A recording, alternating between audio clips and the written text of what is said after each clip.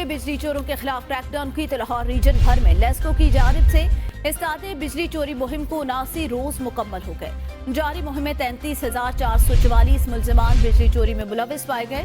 33,059 connection के खिलाफ FIR की दरख्वास्तें जमा कराई गई।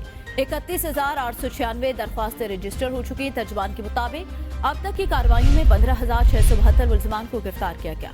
बिजली चोरों को अब तक 5,57,04 यूनिट चार्ज किए गए हैं। मुहिम है वो बड़ी जोरों शोर से जारी है। मौसम की तब्दीली के बावजूद जो है वो मुहिम जो है वो अपने पूरे जोरों पर है। उसमें कोई किसी किस्म की कमी कुताही नहीं की जा रही। आज भी जो है मुख्तलिफ दफातर में जो है वो स्टाफ की हाजिरी सिर्फ इसी ये काम है कि ज्यादातर जो स्टाफ है, ज्यादातर जो अफसर है वो बिजली की मुहिम जो चोरी की मुहिम है उस पर जो है वो तैनात हैं। और ये सिलसिला जो है ये तब तक जारी रहेगा जब तक ये इनका जो टारगेट है ये इन्होंने कुछ 10 अरब रुपए मुकर्रर कर रखा है। टारगेट लेस्को में चूंकि 5 अजला आते हैं उसमें अब तक जो है वो तकरीबन 3 अरब और 20 करोड़ के लगभग जो है ये रिकवरी कर चुके हैं बिजली चोरों से और डिफॉल्टर से। और ये सिलसिला जो है